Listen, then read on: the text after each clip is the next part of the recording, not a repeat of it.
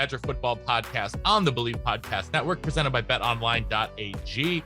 Once again, I'm your host, Matt Perkins, joined as always by Badger legend, the Hebrew Hammer himself, Matt Bernstein. Matty, how are we feeling today? Dude, today's a great day, man. We got head coach Sean Lewis. Man, I it's so exciting because we were friends 20 years ago? I'm not saying we're not friends, but we were friends a long time ago. And it's so nice to circle back. I'm so grateful for you to come on the show and chop it up with Matty P and I. I mean, I can't wait to hear, you hardly ever get head coach people to come on a show. So it's just going to be interesting about your mentality and what you do and the NIL from your point of view. And please don't say anything that you think might get you in trouble, but you see these things way different than Matty P and I do. I'm also a couch potato watching you coach on a Saturday. So I'm interested to hear what that's like with the headset on. So, but what we do here is we start. Well, dude, thanks for coming on. Hey, I appreciate the opportunity. It's awesome to reconnect. I mean, sure, we it feels like an eternity ago. We were running around on our Yamaha Zumas and going to get some swipes and getting some meals where we could, right? And it's great to double back and connect, man. This is awesome. It is very fun. It is very fun. I'm sorry, I was just jumping in. I was just so excited. Talk football and hear all the new stuff. I mean, I'm so outdated. But what we do is we want to hear Sean, where you came from, why you started playing football, what was little Sean like? I mean, that was 6'5" go 120 pounds. Yeah, absolutely. Yeah, so I mean, you're from the Chicago area originally, right? Yeah. Were you born there?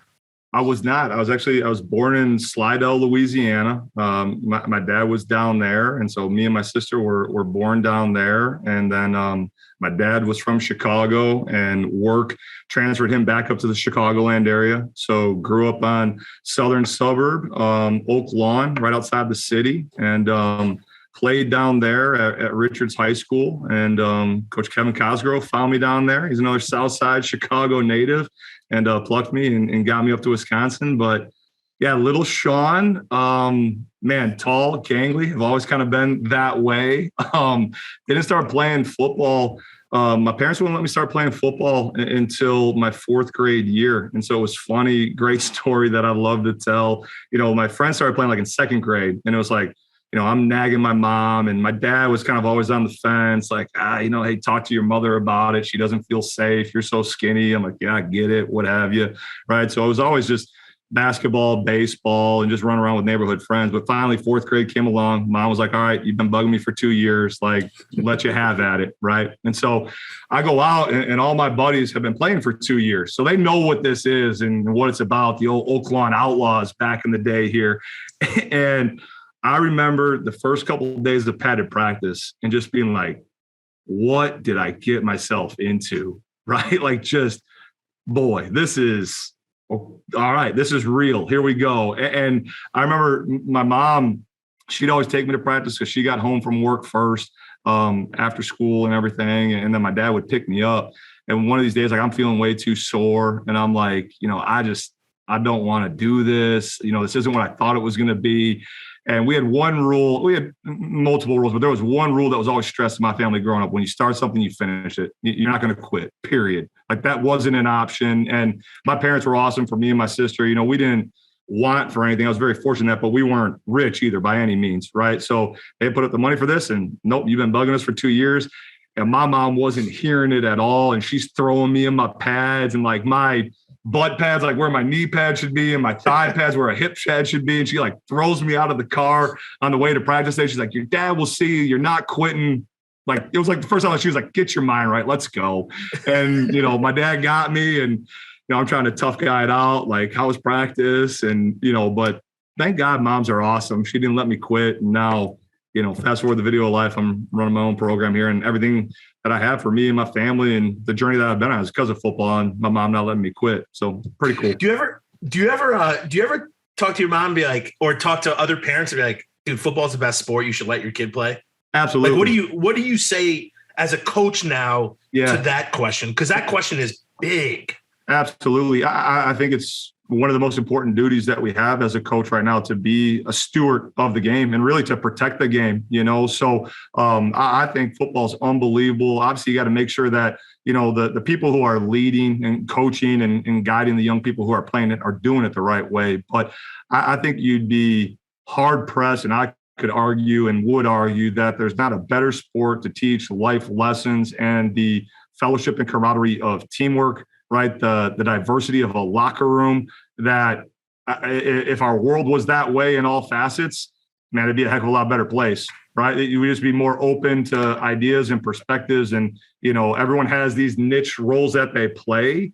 And it doesn't matter how good you are as the left tackle or the safety or the linebacker or the 3 tech or the quarterback. Like, if you don't have the other people around you, your skill set does not matter at all. And I think, again, that's a great lesson that we could all learn from. Like, none of us have gotten where we are sitting here talking, being successful in our lives, if it wasn't for other people around us, right? And I think football just teaches that, and it teaches the resiliency that you need, because just when you think you're doing all right, life will humble you. The game of football will humble you. And it's awesome. I mean, it's just so much fun too. Like I tell our guys all the time, you get praised for things in between the white lines in the game of football that if you do them outside the white lines, like, and that's a unique beast to be able to do, and a lot of fun to be able to coach and be a part of, and encourage more people to be a part of it. It's funny. We actually had Chris Orr on the podcast recently, the former Wisconsin linebacker, and he was saying, he grew up in a big football family. His dad played in the NFL, his brother's in the NFL.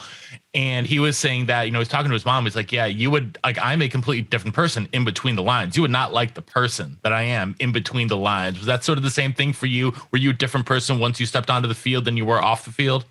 Yeah, it was always an outlet, right? And I think the best guys that we've always been around, like guys, I think about guys that I played with at Wisconsin. I mean, shoot, Bernie being one, and Joe Thomas and OD and shoot B Cal and guys. I mean, shoot Starkey, like all those guys. Like you could kick it and be boys in the locker room. I mean, shoot, I remember being on campus, and I graduated early and lived with Stocco, and right across the hall, was Monty.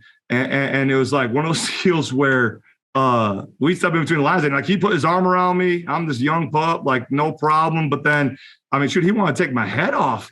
But then, like, I got moved from quarterback to tight end. And like, we're literally like, I remember like, being across from him, going mano-a-mano and doing what you need to do to play the game in between the white lines. And, but then off we were boys, right? Like we were really, really good friends.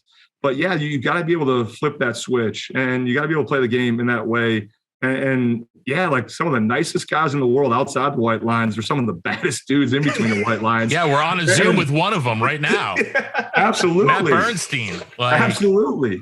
No doubt. I would say that I would agree that, Sean, you're saying the truth about me. I would go to the bars, be the nicest person to everyone, buy people drinks. Like, Sean, if you showed up, you and me would get drunk together. Like, I'd just be happy. Like, it'd be the best. But you put me on the field, and it was like people are trying to kill my family. I don't know. There's something wrong. And I think every football has this, which I actually think, first off, I'll never feel that feeling again, right? Like, no matter, I can never get that hyped, that excited, that tuned up again, like working out wise, knowing my responsibility to go on the field and like just unleash it on other dudes. And really, you're trying to hurt people, but within the game's rules, right? Like nothing dirty, but absolutely. If I knocked a dude out in completely legal. Where were we? In Arizona. I don't think you were on the team yet. This might have been. Oh no, you were. This is in 2004. That was the rain game where we all slammed the Pedialyte because it was supposed to be 100 degrees, and then we go and we play, and it's like 72 degrees, and we had a 4-hour rain delay or whatever. It was hot for the first quarter, then it rained.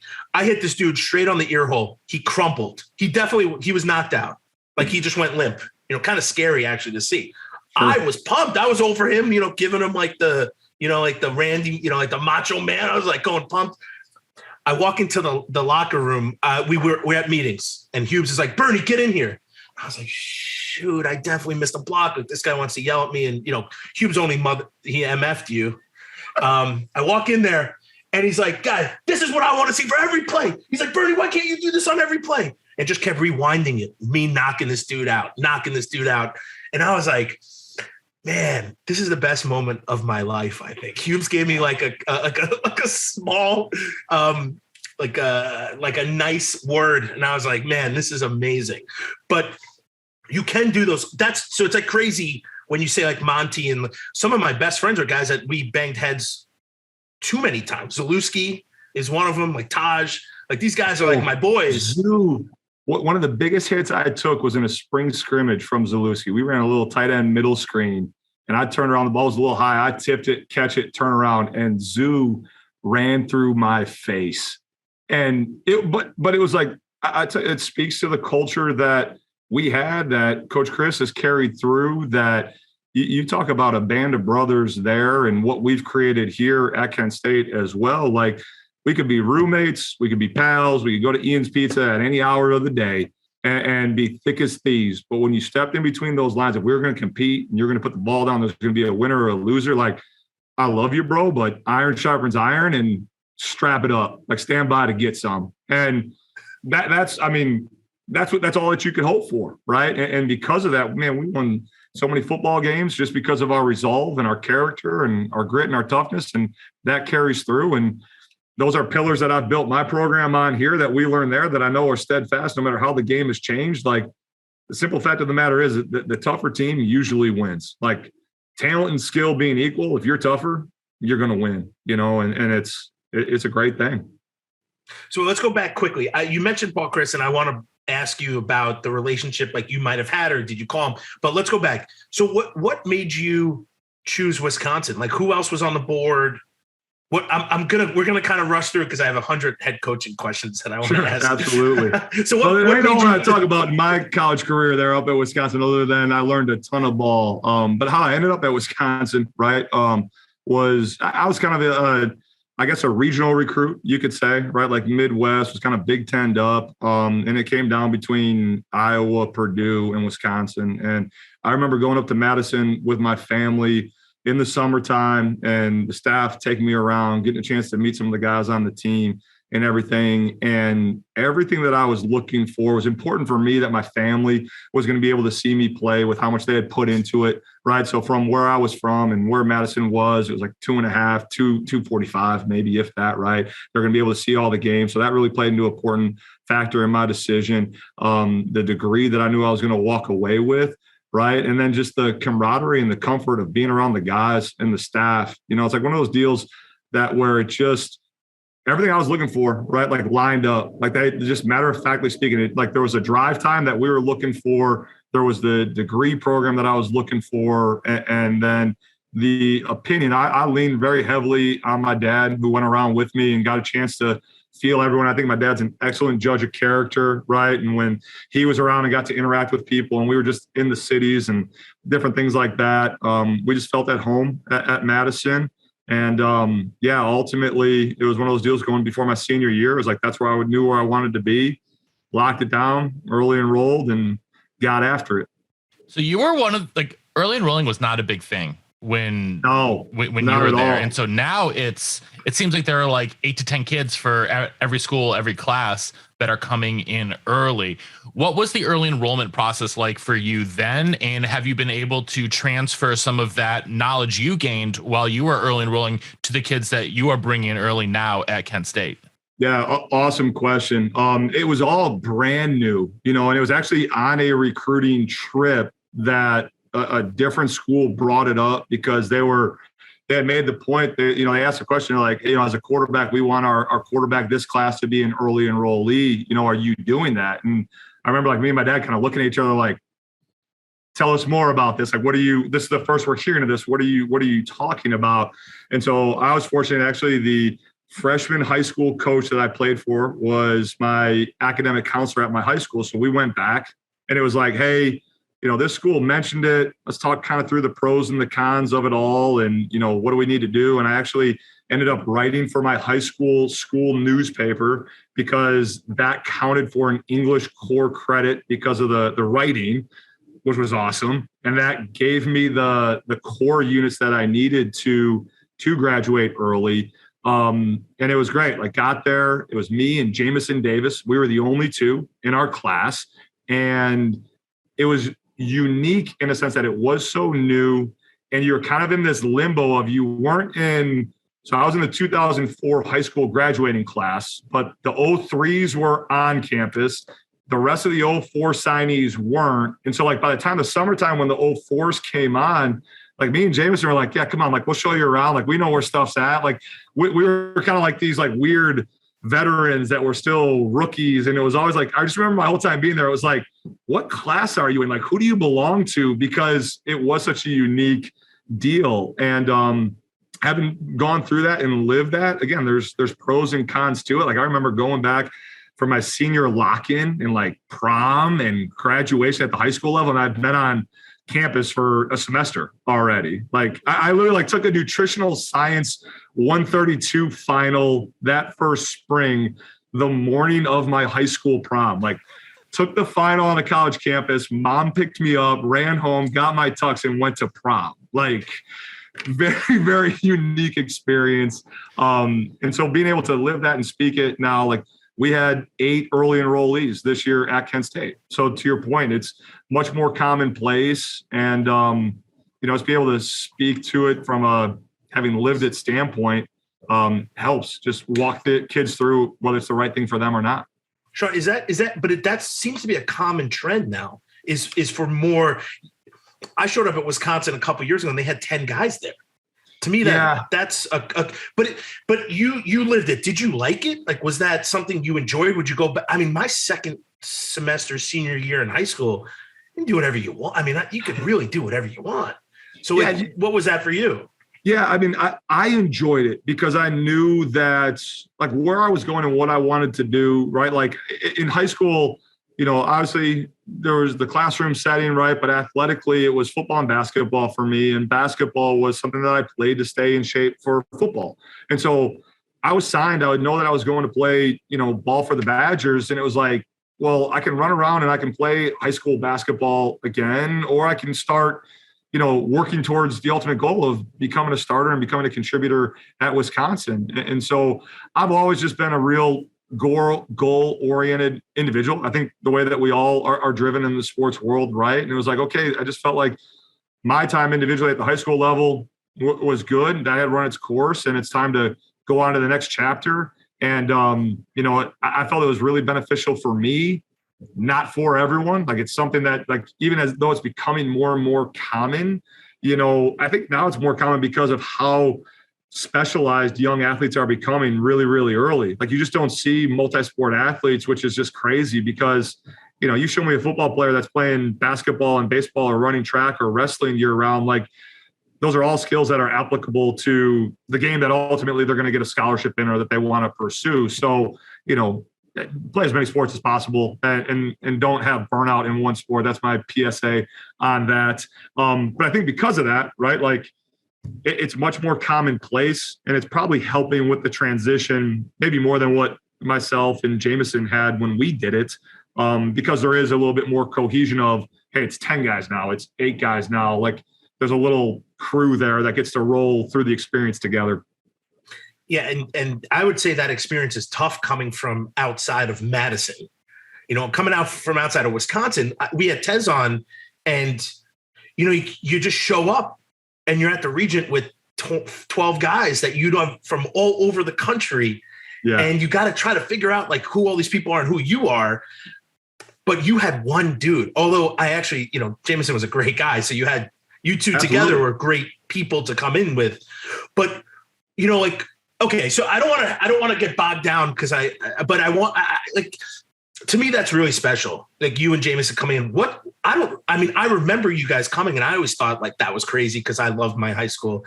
What was it like when you show up and you're in the locker room and now you're basically part of you're part of the team. Like you're thrown in and you're a teammate. What's that like? It was wild, right? And I think that transition, no matter when you come in, is hard. Like speaking very candidly, right? I think any athlete that's done that, you go from being top dog, all state, what have you, right? Like big man on your high school campus to where you walk in this, college locker room now and everyone's that dude. And I think anyone who says like, hey, I knew I belonged from the very beginning, like 100% confidence it's a bunch of BS. Like there's some doubt in the back of your head where you're like, all right, like, here we go. Like, I got to figure out how to find a way to get some victories here to know that I belong a little bit, quite honestly. And when you walk in, like at the time, shoot, my birthday's in April here coming up. Like, I was 17. So those first 4 months, like, I'm on campus, I'm a 17-year-old, and you're looking around the locker room and like Lee, like I remember Lee Evans coming through one time training with Det, and he was getting ready for his pro day, and he had just caught, the jerk for a touchdown. Like, I was up for that game day visit and everything. It's like, damn, that's Lee. Like, he's going to the league. And like in that moment, like I felt so far away from where he was, or, like just in the journey of life. It was like, man, when he was catching that touchdown, I was in fourth period honors physics in high school. And now like we're sharing a locker room.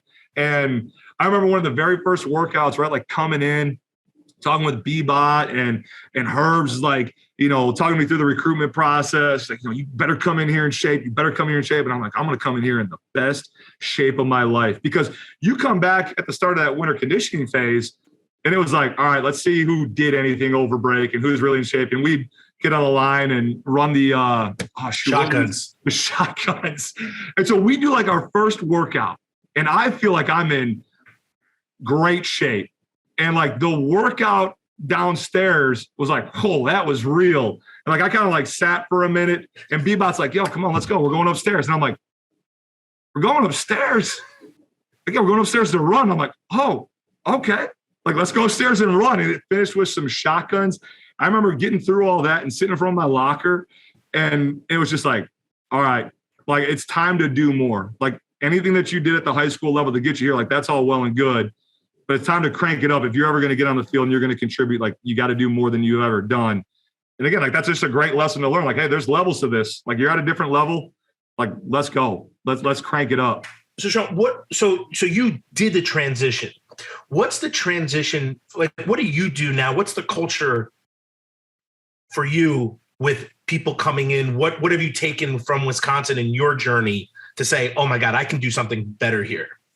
Yeah, I mean, the biggest thing, again, is just helping those kids understand, to know that, like, hey, you when you get here, you really don't know what you don't know. Like, yeah, it's football. Yeah, it's school. You've never lived on your own before. So it's okay. And one of the, I think the things that our staff does a great job of is on an individual level, really knowing their recruits. And then when they get here as signees and they start acclimating into our locker room and our culture, like there's the Kent State way of doing things. And our coaches help guide them through that so that they can have a level of confidence that, all right, this is how this needs to be done, the standard at which it needs to be done. Our kids do an awesome job in the locker room of showing them much the same way, that you did for me, Bernie. Like, hey, there's the real world time and then there's Badger time. Like, yeah, that lift starts at 6 whatever, but we're going to be in the weight room at 5:45 because that's what Badgers do. You're like, all right, like there's positive peer pressure. Like, that's what we do, right? Like, and it's the same thing here. Like, that's carried through. Like, hey, we're going to be early so that when I roll into the team meeting at 8 a.m., like the team meeting starting at 8 a.m. And so be early and let's get it on. But just helping our kids know and understand, like, it's okay to not know because you don't know what you don't know. And we're going to teach you, we're going to guide you. But ultimately, you're responsible for you, right? That old adage of give them the fish or teach them how to fish. Like, we're going to teach them how to fish here at Kent State so that they can have success and know how we win on and off the field. And again, a lot of that is taken from Coach Alvarez's program and things I learned from Coach Chris and sitting in the room with him and Coach Bielema. There's a reason why there's been sustained success at Wisconsin. And, while we've had 3 consecutive winning seasons here at Kent State, which hasn't happened since 1972, like there's a lot of similar pillars that run through both the programs. That's fantastic. Go for it, Matty. Yeah, I was going to say, you came in as a quarterback. And Yep. So were you running scout team your first year?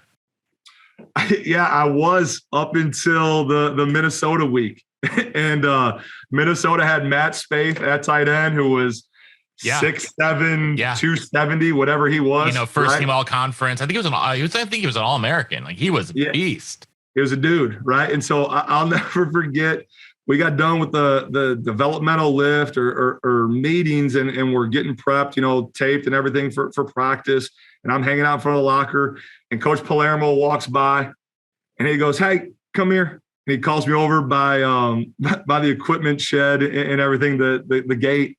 And he's like, he hollers to Peels. He's like, Peels, Lou here needs some tight end shoulder pads, and we need to change his face mask on his helmet. I'm like, what the hell's going on?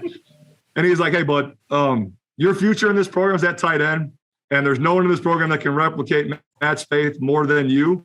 So get ready to put your hand in the dirt and let's go get it on. When was the last time you had played anything but quarterback? Shoot. Like middle school? Fifth grade? Yeah, I was like fourth or fifth grade, my first year playing ball. Like it was, it had been since the beginning. Absolutely. My God. So we changed pads, and I go from that cute green jersey that the quarterbacks used to wear to red or white, whatever we were wearing that day on the scout team, and put my hand down, and Erasmus James is lined up right across from me. And it's like, all right, block power, go for it.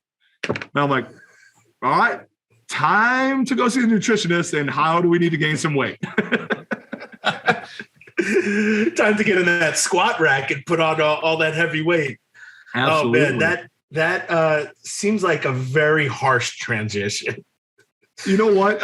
And again, like this is the beauty of the culture at Wisconsin. And hopefully if you guys talk to any of my guys at some point in time here, of having a player-led locker room and having guys and believing and having trust in the staff to know, hey, there's a reason why we're doing this.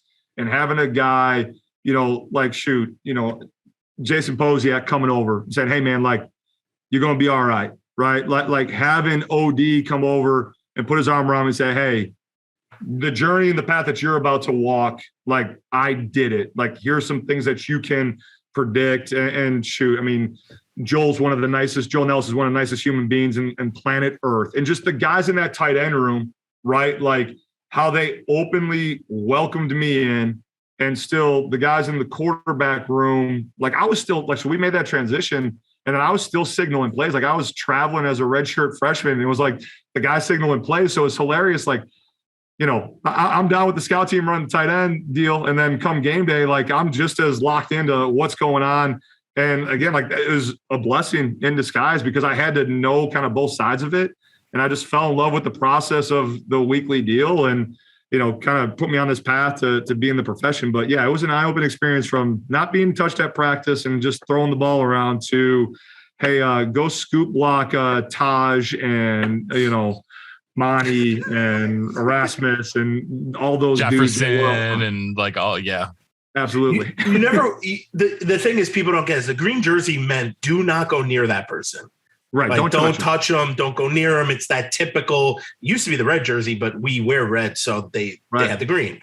To take that off and then to put on something else that like basically you could get crushed by anybody it must be a scary, that to me would be very scary. And so the timing of it all too, right? Like, so being the mid-year enrollee quarterback, I had the green jersey. We went through spring ball. No one was allowed to touch me. Like all those guys that I had to go block now for 15 spring practices and half the year, like don't touch them, don't touch them, don't touch them.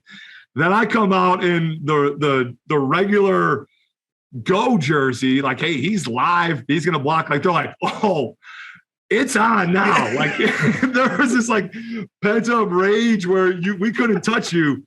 Oh, you're going to feel us. And it was like, all right. Like, so for that whole first year of that transition, I just learned how to take a hit the proper way and like build my body up so that I could give some hits ultimately. Like that. You're also playing against some of the best guys to ever play defensive line there. It was awesome. Like the iron sharpens iron mindset. It was like, hey, cool, you're going to do this. Great. We're going to get you trained. And you're going to have to prove all over again that you belong a part of this brotherhood and that you're going to be able to contribute and that we can trust you. Like I remember that following spring being in, like somehow I got thrown into inside run with a series of reps that I had no business being in and like line up on the left side of the line. And Joe looks over and like just extends his hand and like pushes me out. And I'm like, what are you doing, man? Like, I need to get my split. And he's like, bro, like these knees are worth millions of dollars and you just started playing this position. Like, why don't you widen out that split a little bit? And so I knew I had made it. Like I at least had a level of respect within the locker room with the transition. when I could line up next to Joe and take a normal split. And like, I don't like, he never wanted me next to him in a real game, in real balls, but at least in practice, like, all right, okay, all right, you're good enough. I know you're not going to impact me. Like, good. And that's how you figured it out. And Joe's like, you don't need to take a wide split. Yeah, I'll actually let you line up in a normal split next to me. Like, all right, halfway decent. Have an attempt. Oh my God, that is absolutely phenomenal stuff. So what was everyone? So we've actually had Bot on the show. Okay. And we've had, a bunch of guys always talking about the weightlifting and the weightlifting program and your strength and conditioning in general. What was like the biggest shock to your system when you got there, when it came to weightlifting? I mean, you talked about that first workout, but what did they really have you working on, and how did that change when you went from quarterback to tight end? I mean, the biggest thing was all the muscles that you don't see in the mirror to me, right? Like there's the show muscles that when you're in high school, like, hey, yeah, let's bench press and let's make sure we have a six pack. I mean, I was a quarterback, right? Like just all that sissy stuff. And then like, okay, hey, like we got to put some traps on you. We need some lats. You need to get in the squat rack, as Bernie mentioned, like just the actual go muscles that were emphasized so that you could actually do your job in between the white lines. They did an unbelievable job of that. And then Bot he started doing the functional movement screens when we were there, just kind of, how your body moved through space and where there was some weaknesses in your kinetic chain, that he did an unbelievable job with that. And some, I remember doing a series of exercises with him at the end of each lift to kind of shore up those little kinks in the armor where there would be some deficiencies, and just how specific it was with those simple movements. Herb's with the nutrition, like again, with the transition, it was like, I remember Herb just making up some post-recovery shake. He'd be like, hey, it's a orange whip. And it was like some orange Julius flavored something that was like 1,000, 2,000 calories. Like, just drink it. What's in it? Don't worry about it. Drink it. Like, okay, sounds good.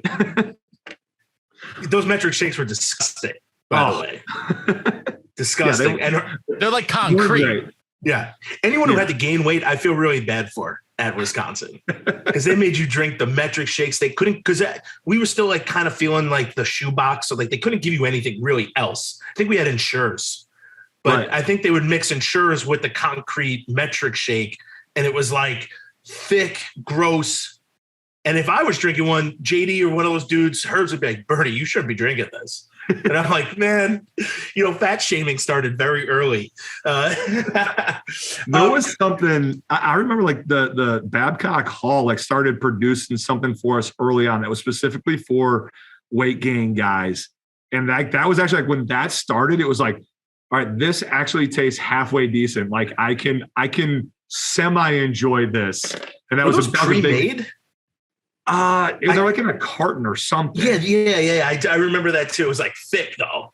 Yes. Thick. Yes. Yeah, you needed a spoon. Like no matter what it was, if you were a weight gain guy, you weren't drinking your shake. You were just, it was like a frosty consistency of just calories. It's so gross. That's so gross. So it's so funny, but I just remembering like, I'm glad we can laugh about it now, right? It's funny because, like every time we have someone on, they bring up something so different that I forgot about. Right. Like I feel like I've forgotten so much more than I remember, but it's really funny to go back and be like, wow, you had to do the metric shakes. And then the Babcock ice cream, which I totally forgot, created these still not great, but better shakes. Oh, it's just funny. It just brings me back to the hilarious days. So after college, what made you want to be part of this? Did you know like what was going through your head when you graduated? Yeah, so I got done and knew that I had an itch to coach. Didn't really know at what level. I remember walking into Coach Chris's office at the time, like he was our offensive coordinator, and there was one year where he was coaching the tight ends when I was there. So we had a great relationship and still do. He's awesome. And like going like, hey, talk to me about this coaching deal. And I remember him just kind of like sitting back in his chair and being like, man, I really thought you were smarter than that. Like there's such an easier way to make a living. Like I thought you were one of the smart ones. I'm like, nope, powerfully dumb. Like this is what I want to do. Right.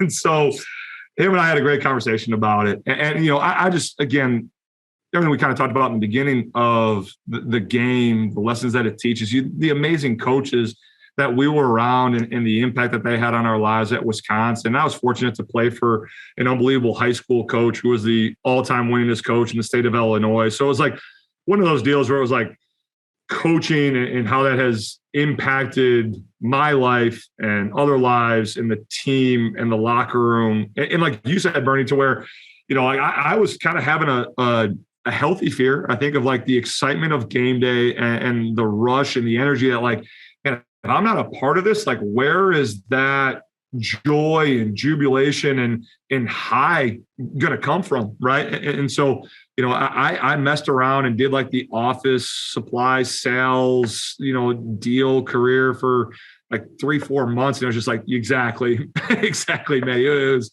bad deal. And was fortunate that opportunity came along at my alma mater to be the offensive coordinator there because there was a coaching change. And, did that for 2 seasons and was actually back up in Milwaukee after that second season with a bunch of Badgers with Jimmy and Joel and Calhoun and Pimo and just talking about everything. And Joel was actually like, hey, man, you got a real passion for coaching and helping young men grow. Like, don't take this the wrong way, but I think you're kind of wasting some of your talents and your passion at the high school level.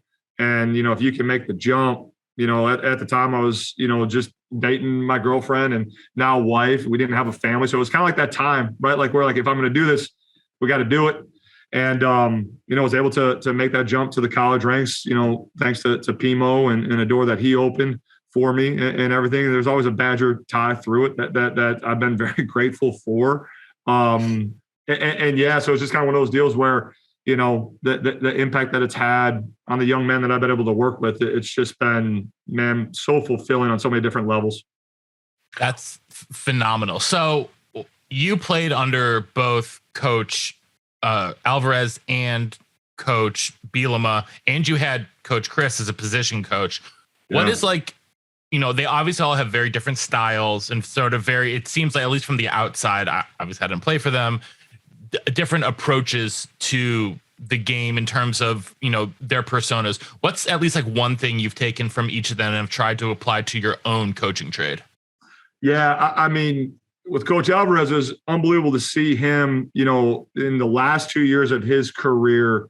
And I thought he did an unbelievable job of entrusting and delegating to his staff. Like he was truly, and I mean this in the most positive way, like he was the CEO head coach and he had total control of everything and you knew it. And just the calm and the confidence that he had about everything because of the people that he had around him that he trusted, like that, you never felt any type of way about any situation with Coach Alvarez because he just had this calm and confidence that like, we're good. Like he's seen this, he knows this, like we're good. We just need to follow, his vision. The passion and excitement then when Coach Bielema came in, like it was that first time energy, for him of being a first time coach and head coach and just, that shot of life that he came and brought to the facilities every single day. Not to say that it wasn't there before, but it was just a noticeable difference. Like I think that's something that was a real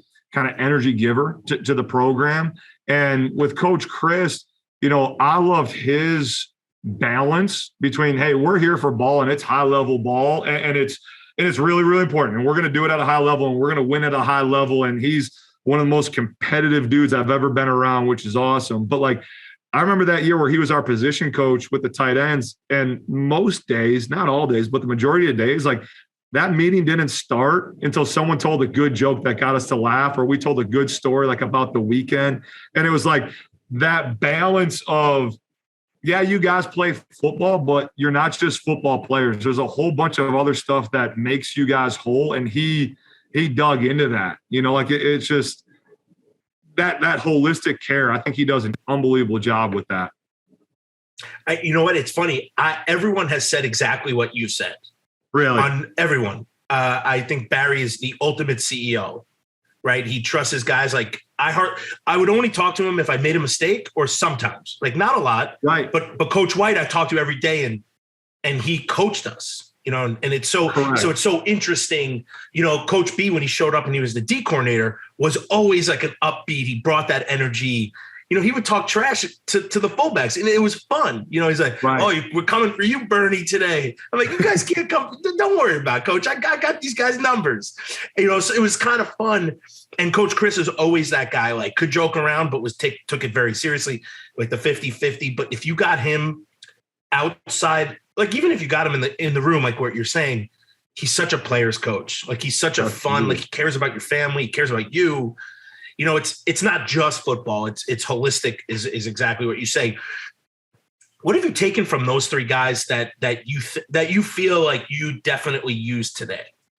The holistic approach from Coach Chris is something that is front and center. And I just know, like, I just remember, again, like my career, my stat line there is short. It won't take very long. I mean, it's one catch for 8 yards, and that was on like 2nd and 9. So I came up short, and it was not like I didn't run my route to the proper depth, right? But again, like the care of it didn't matter if you were the All-American or the guy who was not running his route depth to the proper level, me, and getting your ass back on the bench. You know, but like that care, especially with the athletes and the young people that we're dealing with today, like their lives, you think about the world that they've grown up in. I mean, the guys that are under our care right now and that we're looking after, I mean, shoot, we've been in some sort of conflict at war ever since they've been alive, right? They've seen more stuff in their time and their mental health and their well-being.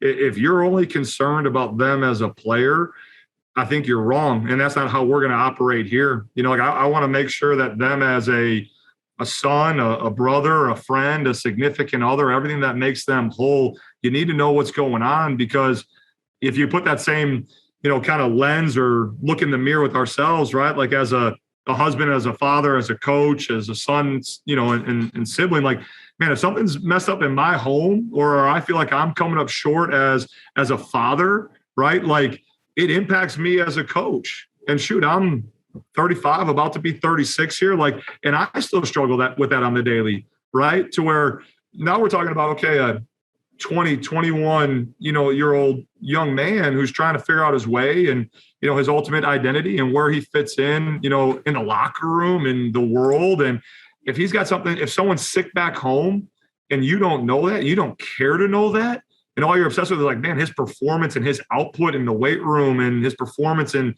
you know, his output at practice is just declining and dipping, and you don't know the why behind it. Like, how are you going to help that kid? And that's just, you know, and how are you ever going to get that kid through that and out of that? Like, that's where you got to pour your whole self into who they are and what they're about. And, you know, that's something I stress to my staff, and they do an unbelievable job of all the time, that I took from Coach Chris. Trying to be better at the delegating part like Coach Alvarez, but I'm a control freak and I got my hands in too much still, probably. Like my staff, I need to give them more. And I again, the youth and the energy helps me to be like Coach B in that way. Like, I just love my job too much. I get to love what I get to do every single day that I'm in shoot.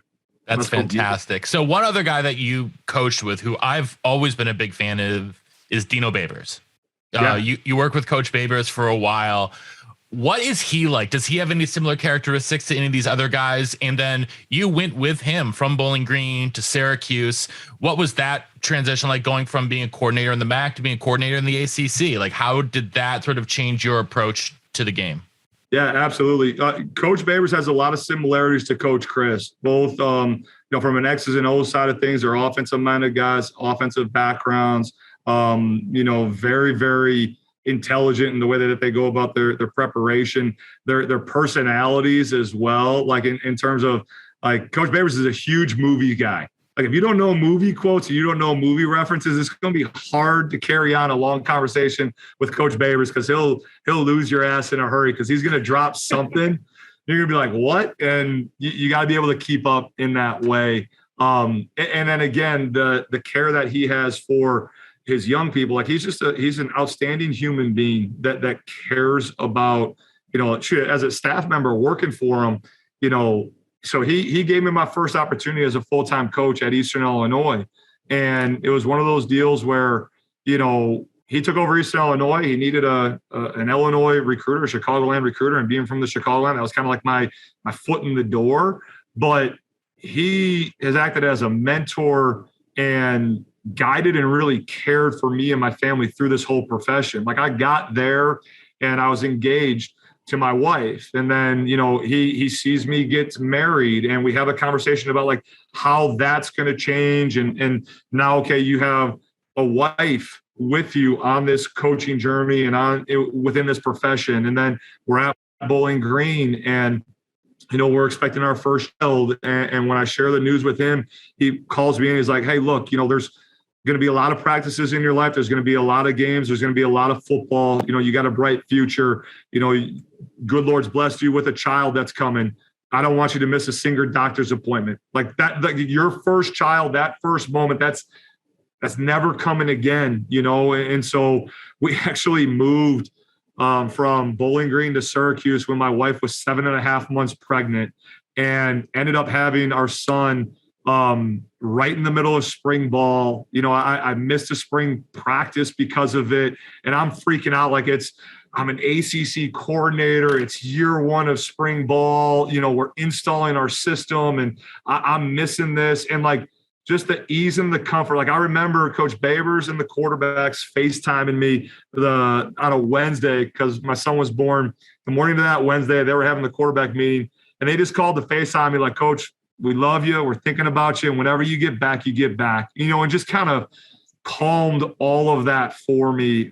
He's just an unbelievable family man, and really prioritized that. So, it was awesome. But yeah, I mean, from a ball standpoint, going through that whole transition with him, position coach, MAC coordinator to ACC coordinator, it's one of those moments that stands out, going from kind of that group of 5 level, I guess, of the MAC to the ACC, is like one of the ways that we kind of worked our mesh point with the quarterbacks and the tailbacks, in our inside zone read, where how we did it at the MAC. One of that first years, we played Louisville.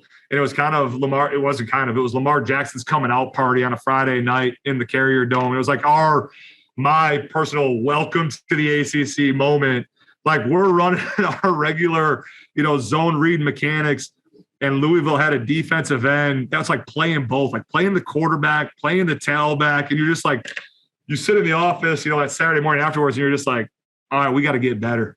We got to twerk. We got to tinker and tighten some screws. We're not all the way off, but just, the different caliber of athletes and what we were doing, like, all right, that's not going to hold up. We got to get better. And fortunate enough, we did. We found some answers, and, great lesson to learn. Like, even though you're on the right track, like, don't slow down, because your ass going to get ran over. You better keep finding a way to stay out in front. That's absolutely phenomenal stuff. And, you guys took over a program at Syracuse that had some tough seasons, really tough seasons. And, under your guidance, you guys definitely got better. And then obviously your first year at Kent State, they went off, to go 10-3 and finish with a really good season. But Bernie just kind of asked you one of the next thing I wanted to ask you about, which I know we don't have you for too much longer, but what was the biggest difference going from a position coach to a coordinator to now a head coach? Not obviously there are more responsibilities, but are there any like little details that like really sort of changed for you and really made you sort of rethink how you're approaching coaching as a, on an everyday basis?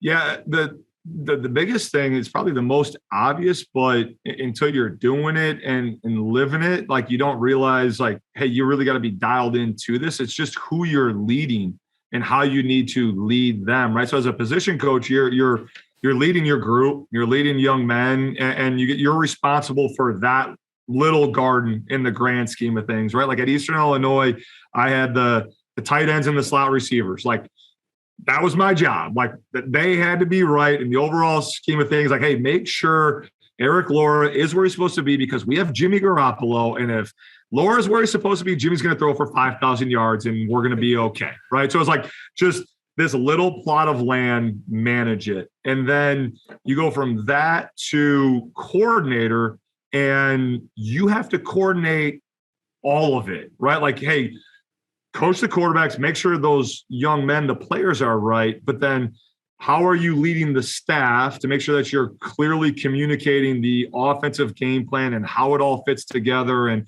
when we went to Bowling Green, we started adding some, different coaches from different places who weren't necessarily in our system or knew kind of the origins and how it all worked together. So in the offseason, you're piecing all that together so that then your new tight end coach can go off into the tight end room and he knows what you know, and he's communicating it in a manner in which you want it to. So when you get to the field for the walkthrough, right, like it's right. And you're not standing there as coaches looking at each other like, what are you doing in your room? Like that's not what we talked about. Right. And then going then again from coordinator to head coach, right? Just knowing and understanding, especially. Oh. Bernie, you're still there, right? Yeah. Yeah. Okay. Sean, you froze. You froze, You Sean. guys got me back? You're back. Yep, Yeah, you're back. Okay. Gotcha.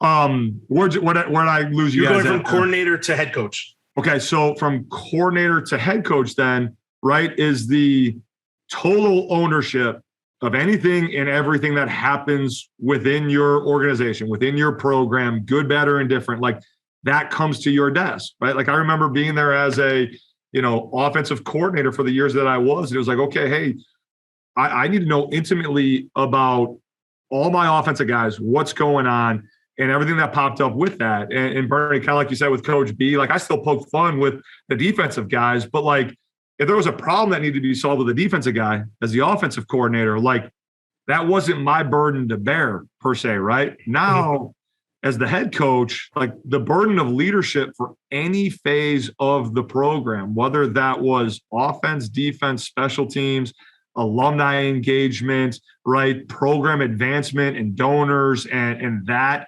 engagement of things. Hey, social media accounts, talent acquisition. Hey, there's the transfer portal now. There's name, image, and likeness. Understanding and knowing the whole scope of the job. APR points. How do we get our APR points? How do we get APR points back? Like all of that's on you. Like know your job, do your job, and just delegating and leading the people the right way so that anything and everything, good, bad, or indifferent that happens, like there's one person that they're looking at, and it's the head football coach. Like, and so make sure you know what you're signing up for before you sign up for that and take all that on. I mean, but you're not in charge of like game day experience, are you? Or does that kind of fall under the umbrella?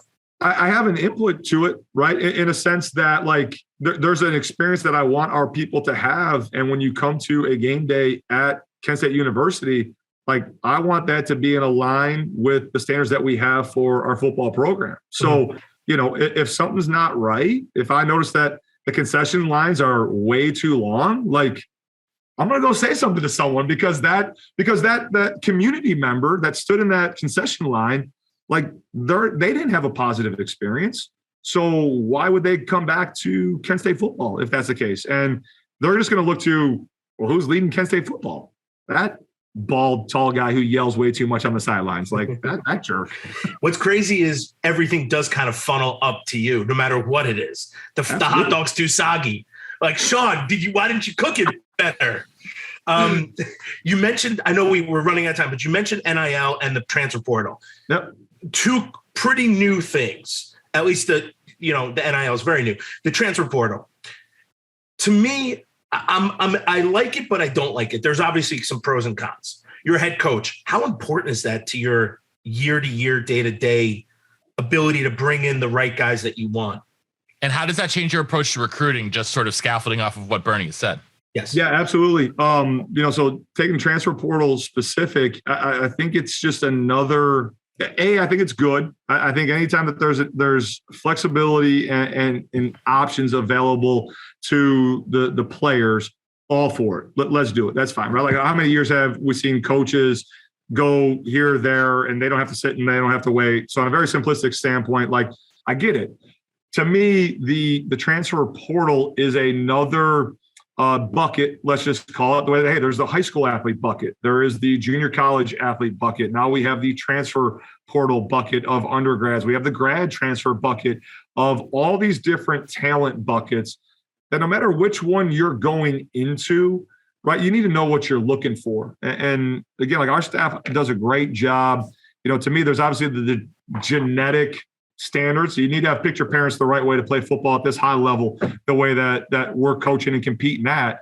But for us, there's a character criteria that we're going to dive into to make sure that you're the right character that fits our culture and our program and what we're about here at Kent State. And so, some people are very, very fast to go at no matter what talent bucket that is. And I feel like with the transfer talent bucket, like you got to go super fast because people think it's like this ready-made product that's good to go. And some are, sure, no problem, right? But again, a lot, you got to do your homework with it, so it's another option that's there. But in a holistic sense, with our approach to getting the right people and getting the right talent and the right characters in here, the right young men, is that we're going to build it from the high school level first and foremost, like a good diet, right? Like our diet of talent is going to come from the high school level, and that's going to be the bulk of what we are going to build from, because you can develop that and it can be sustained. And then we're going to supplement from those other buckets, right? And so I don't want to have the core of my class ever be, transfer guys. We're not going to do that. Like we signed the most high school kids in the MAC out of any program. And I mean, it wasn't even close, in all honesty, so that's where we're going to build it. That's my take on it. And I think it's going to be good for the game. Obviously, we're going to stabilize some things. It's all new. It's all change, and everyone fears the unknown, but we're going to be fine. All right, Coach. So I know you got to get out of here soon, but anyone who follows you on social media follows the program, which if you're not, you should be. Your phrase this year seems to be the alpha. Tell us about that. What is that all about? How did that come about? And, what is sort of the mentality behind that? Yeah, how do I get a sweatshirt?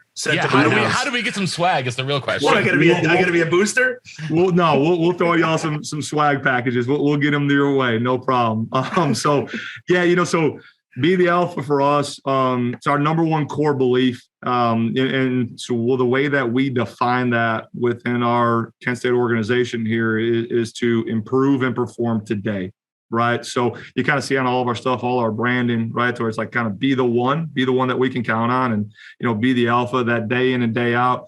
You're leading your own life. You know where you're going so that you can improve in those areas each and every single day. So again, we want to do that whole person approach, socially, athletically, academically, that we're getting better day in and day out. And, all this training, all this working, it comes down to specific moments where you got to show up and perform. Right. And so each and every single day, there's going to be moments for us to do that. Right. We're going to get done here. I'm going to go perform as a husband, as a father. And there's nothing more important that I'm going to go do.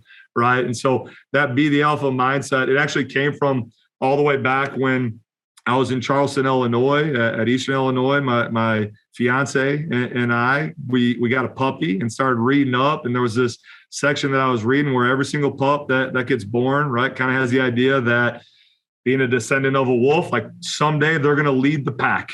And I was like, they're going to be the alpha dog.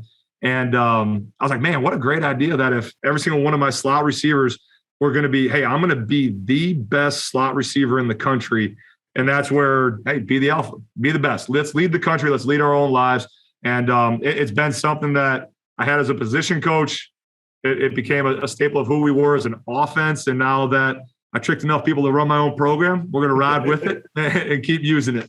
I love it. Well, Sean, thank you so much. This is such a pleasure getting to pick your brain, and we wish you the best. I hope you go 16-0. And, if you beat Wisconsin, I wouldn't be happy about it, but I would be happy for you at least. I appreciate it, guys. Thanks for the opportunity. This has been great to catch up and share some laughs, share some stories. I mean, it's been a while, like you said, Bernie, to catch up on some of these things that long forgotten, and it's just amazing. It's good stuff. All right. Well, thank you so much again, Coach Lewis. And until next time on Wisconsin, I don't know what's your chant at Kent State. What do you guys say? Go Flashes. Go Flashes. Go on Flashes. Wisconsin and go Flashes. On Wisconsin. Go Flash. Be the alpha. There we go. Hey, thanks, Coach. Thanks, guys.